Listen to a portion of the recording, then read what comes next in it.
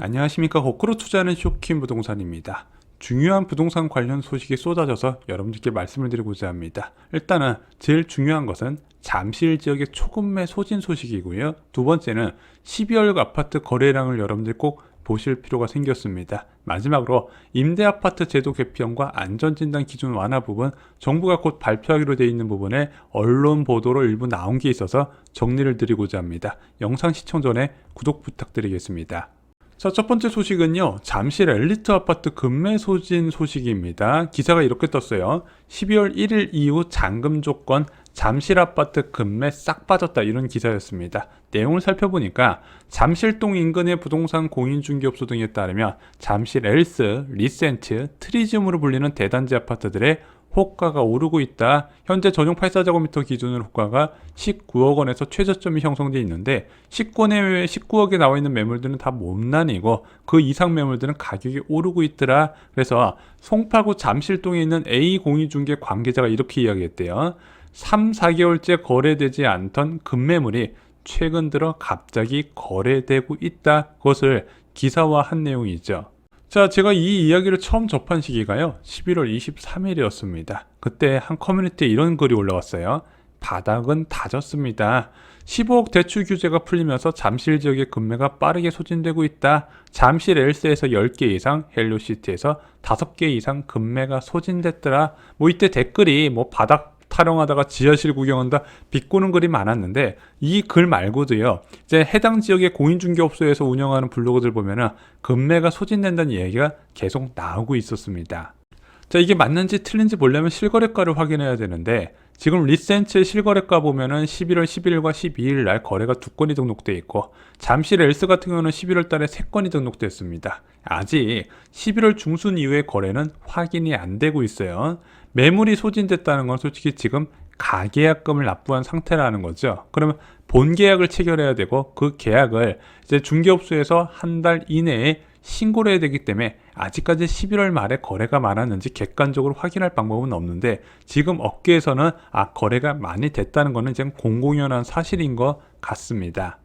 자, 그동안 급락을 주도했었던 잠실 지역의 급매물 소진, 이것을 어떻게 해석해야 될까요? 저는 이렇게 생각하고 싶어요. 그냥 바닥과 관련 없이 이게 매수 심리가 회복됐다 이런 게 아니라 그냥 실수자가 붙은 거다, 때가 되니까 붙은 거예요. 근본적인 상황 전이라고 보진 않아요.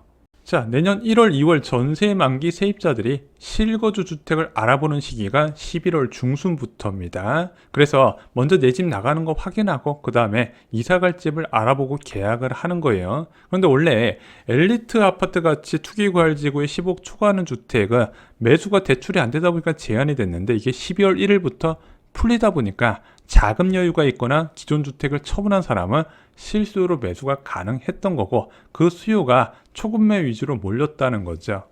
그래서 폭락 중인 잠실 지역에서 생긴 일, 2023년 1분기 전세 만기 실소자의 유입이 시작됐다, 이렇게 해석을 할 수 있을 것 같습니다. 근데 이거는 잠실 지역뿐만 아니라 낙폭이 좀 과대한 지역, 수도권 전체적으로 고루고루 나오고 있습니다. 다른 지역도 이런 이야기가 계속 나와요. 자, 11월 거래량은 일단 큰 변화가 없어 보여요. 일단 10월달 거래량도 확정이 됐죠. 554건으로 서울이 확정됐고, 경기도 지역도 비슷하게 거래 멸종 수준을 이어가고 있습니다. 11월 아파트 거래량 봤더니 395건으로 8월 31일 대비 8월 거래량과 295건 대비 100건은 늘어났는데, 이게 금천구에서 이례적으로 등록된 건수가 있었어요. 구독자분이 알려주셨습니다. 그래서 11월 아파트 거래량은 현재 예상할 때는 800에서 900건 정도는 될 것 같은데, 이게 정상적인 거래량 증가만으로 이루어진 것으로 보기엔 좀 무리가 있어요. 그래서 여전히 매수자 입장에서는 부동산 시장에 접근하기 쉽지 않은 환경이라는 게 거래량에서 나타나고 있습니다. 하지만 진짜 초급매는 빠지고 있다는 거죠. 자, 내년 1월, 2월에 내 집 마련을 알아보는 구독자분들도 비슷한 말씀을 하셨어요. 지금 부동산을 알아보는데 초급매는 좀 빠지는 것 같습니다. 이것이 반전의 신호인가요? 이렇게 여쭤보시더라고요. 자, 하지만 저는 이게 바닥 신호로 보지는 않습니다. 왜냐면 전세가 하락세가 확산되고 있기 때문이죠. 이제 12월 달에 본격적으로 이제 겨울 입주 물량이 쏟아지기 시작하는데 금리가 너무 높은 상태에서 입주 물량이 늘어나다 보니까 추가 전세값 하락은 불가피하거든요. 그래서 단기적으로 집값 전망하는 방법 중에서 저희가 소개해드렸던 게 첫 번째 전세 가격이 오르고 있냐 떨어지고 있냐, 두 번째 대출 금리가 오르고 있냐 떨어지고 있냐, 두 개 다 지금 안 좋은 조건이다 보니까 그 추세 자체는 못 바꿀 거라고 봐요. 그리고 여전히 송파구 지역은요, 전세값이 하락세가 이어지고 있어요. 헬로시티 전세 시세가 국평 기준으로 8억이 무너졌어요. 트리지움도요, 9억에서 8억 7천까지 빠졌습니다. 왜냐면 이제 개포 지역에서 입주하는 개포자이 프리던스 전세 시세가 지금 9억 7천도 안 나와, 10억이 안 나와요. 이게 이제 입주 시기까지 얼마나 빠질지 예상하기는 어렵지만 이 추세 이어지면 8억대까지도 봐야 될 수 있거든요. 그러다 보니까 전세 가격 하락세가 금매를 더욱 늘리는 효과가 나타나고 있고, 이 금매가요 1분기 때 특히 1월달과 2월달에 많이 쏟아질 가능성이 있는 겁니다. 그래서 11월 말에 금매가 소진된 거는 저는 이렇게 생각을 해요. 그냥 때가 되니까 살 사람이 산 것이다. 그래서 이게 보통 주택 구입 가능 시점이 있잖아요. 그래서 본인 전세 만기 시점에서 한두 달 정도 내 집을 구할 수가 있는데, 본인 주택 마련 시점은 어차피 정해져 있기 때문에 장기적인 전망보다는 그냥 실수 주택 마련 계획에 따라서 발품을 팔아서 최대한 저렴한 매물을 잡으시라고 말씀을 드렸습니다. 손품 파시면 안 돼요. 네이버 부동산만 보신다고 답이 없어요. 여러 지역의 부동산을 자주자주 방문하시면서 금매를 우선적으로 받을 수 있게 정보망을 확보하셔야 됩니다. 자, 또한 많은 분양으로 실소자 수요가 분산되는 것도 좀 체크하실 필요가 있어요. 둔촌주공 일반 분양만 4,000세대가 넘죠. 장위자위 물량 엄청납니다. 연말까지 서울에 6,100가구가 나와요. 내년에는 더욱더 많이 나옵니다. 서초구에서도 나오고요. 그동안 분양 미뤄왔던 거 한꺼번에 쏟아지게 될 겁니다. 왜냐면 자금 상황이 안 좋기 때문이죠. 그러면 이제 분양을 받을 것인가 기존 주택을 매수할 것인가 실수자 입장에서는 고민을 하게 될 수밖에 없는데, 이런 분양이 많은 시기에는 결국에는 수요가 줄어들 수밖에 없어요. 주변 시세랑 똑같이 분양하면 누가 사겠습니까? 그래도 좀 더 저렴하니까 사람들이 수요가 붙을 수 있는 거니까 기존 주택은 이런 시기에 외면받을 가능성이 크다는 겁니다. 자, 저는 이렇게 생각합니다. 실소자가 내 집 사는 것으로 집값 급등이 일어나지는 않는다. 그래서 내년 1분기 실소자 유입이 좀 있을 거거든요. 근데 단기간 내에 급격한 붕괴는 이것을 좀 어느 정도 제어는 될 것 같아요. 지금은 그동안에 이제 10월달, 11월달은 그냥 뭐 안전판 없이 쭉쭉쭉쭉 떨어졌다면은 이제는 어느 정도 저렴한 금매가 나오면 수요가 일부 붙으면서 급격한 하락은 좀 막을 가능성이 있지 않을까 생각을 합니다. 그것도 아마 제가 보기에는 금융당국에서 이번에 규제를 푼 이유가 되지 않을까 싶습니다. 저는 진짜 집값 반등은요, 투자 수요가 유입되는 환경이 되어야 된다고 생각을 해요. 그러기 위해서는 기본적으로 전세값 하락이 멈춰야 되고요. 또 하나가 지금 5% 내외로 형성된 높은 예금금리 그리고 채권금리가 6% 가까이 되잖아요. 이것이 낮아져서 돈의 움직임이 좀 바뀔 필요가 있다고 보는 겁니다. 야, 집 살 사람 다 산 거 아닌가요? 그렇지 않아요. 누군가 집을 다 샀으면요, 판 사람도 있을 거야. 그 판 사람이 지금 예금이나 채권으로 돌리고 있는데, 자, 분명히 매력적인 채권금리나 예금금리에서 낮아진 금리로 다시 갱신을 해야 된다면 그 자금은 음마나 잠실주공 5단지 같은 재건축 상승으로 나타나게 될 겁니다. 그 신호를 잘 보라고 말씀드렸죠. 자, 세 번째 소식은요, 안전진단 기준 완화와 아파트 임대사업자 제도 부활입니다. 이것도 중요한 내용이죠. 자, 부동산 침체 시기에는 정부가 재건축 규제를 완화한다 말씀을 드렸습니다. 그 대표적인 규제 중 하나가 안전진단 기준 강화였어요. 구조 안정성 비율을 크게 높여서 너무 무너질 위험 아니면 그냥 살아라고 했던 게 바로 이 안전진단 기준 강화거든요. 재건축 아파트는 이 안전진단을 통과해야 무엇인가 사업을 추진할 수 있는 기반이 마련됩니다. 2018년 2월 20일 날 이렇게 강화되다 보니까 초기 재건축 아파트 단지들이 사업 추진에 걸림돌이 되어 왔어요. 그것을 이번에 바꾼다고 합니다. 어떤 식으로? 구조 안정성 비율을 50%에서 30-40%로 낮추고요. 주거 환경이나 설비 노후 등의 가중치를 상향시켜서 주차 시설이 부족하거나 녹물이 나오네, 누수가 되네, 이런 불편함을 이제 재건축 가능 여부에 판단 비중을 더 높이겠다고 이야기를 한 겁니다. 또한 지자체의 항목별 배점 상하향 권한을 부여해서 지자체장이 의지만 있으면 재건축을 많이 늘릴 수 있도록 조정을 한다고 합니다. 자, 지금 올해 내 발표가 될 아파트 임대사업자 제도 부활도 중요한 이슈입니다.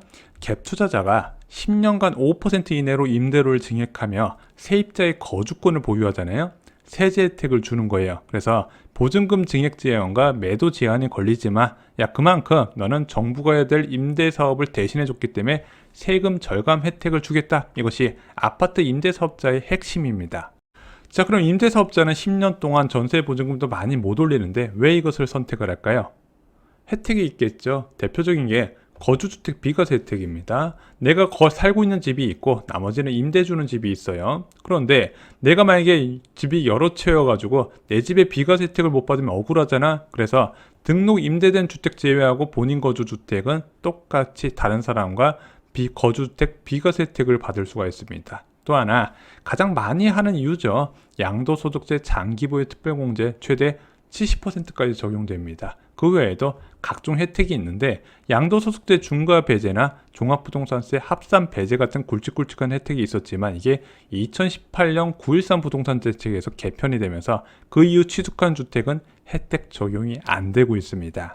자, 이거 도입 취지는 좋았어요. 그런데 부동산 과열 시기에 문제가 발생을 하게 됩니다. 바로 유주택자가 주택 수를 늘리는 우회 통로가 된 거예요.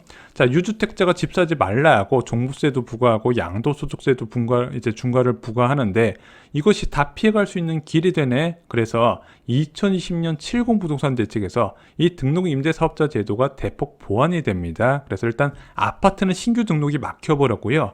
이미 4년이든 8년이든 등록했던 사람들은 그 등록 기간이 끝나버리면 자동 말소가 되어버립니다. 그래서 현재는 비아파트만 등록이 가능하고요. 기간도 8년에서 10년으로 늘어나 버렸습니다. 부기등기도 해야 되고 보증보험도 가입시켜줘야 됩니다. 게다가 정비사업 예정지역은 또 이거 등록도 안 되는 부분이 있어요. 그래서 요즘은 거의 사문화되다시피 했습니다. 근데 이것이 올해 중에 부활 움직임이 있어요. 지난 11.10 부동산 대책에서요. 등록 임대사업자 정상화 방안이 나와서 연내에 이 정상화 방안을 발표할 것이라고 예고가 되어 있습니다. 그리고 28일 날 좀 언론을 통해서 나온 힌트가 있어요. 바로 종부세 합산 과세를 안 할 것이다. 그래서 임대사업자가 종부세의 책임을 면제받아서 보유세 부담을 줄여주겠다고 한 게 추경호 경제부총리였습니다. 그래서 이거와 별도로 취득세와 양도세 중과 배제 방안도 포함될 가능성이 커요. 그러면은 이 강력한 임대사업자 제도가 앞으로 어떤 영향을 줄 것인가 이것도 예상을 해야 된다는 거죠. 근데 일단 시장에서는 이게 미분양 주택에 우선적으로 도입될 가능성이 있어요. 지금 아파트는 안 되는데 한시적으로 미분양 주택 사는 거는 허용해 주겠다. 왜냐면 지금 전국적으로 미분양이 너무 많으니까 임대사업자 제도를 부활시켜서 임대사업자가 이 주택을 사서 장기간 임대를 주게 하고 세제 혜택을 다 몰아주는 정책. 그래서 투자자의 자금을 통해 현재 PF 발 유동성 위기를 벗어나는 시도가 이 임대사업자 제도 개편으로 나올 것 같습니다. 하지만 일반 아파트까지 임대사업자 제도를 도입할 가능성은 현재까지는 많아 보이진 않는 게 제 생각입니다.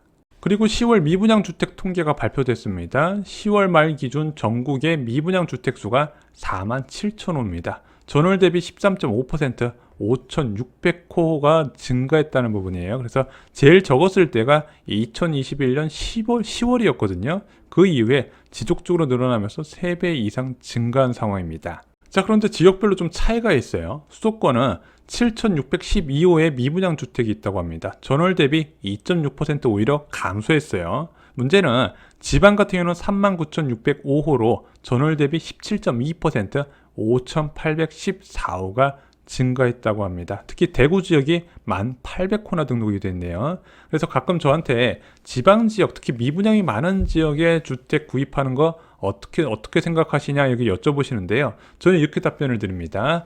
미분양 주택 수가 줄어들어야 된다. 근데 미분양 주택 수는 언제 줄어든다? 그 지역의 전세 가격이 오르면 줄어든다 말씀을 드립니다. 그리고 지방의 회복 신호는 이 미분양 주택 감소로 나타날 것이다. 여러분들도 좀 참고하시면 도움이 되실 것 같습니다.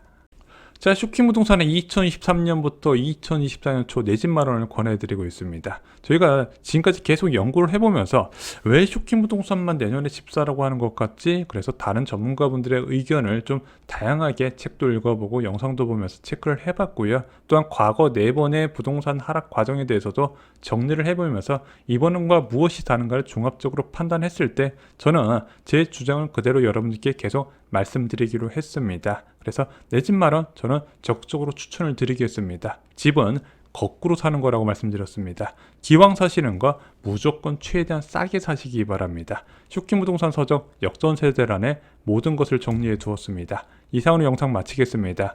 좋아요, 구독, 공유 꼭 부탁드립니다. 감사합니다.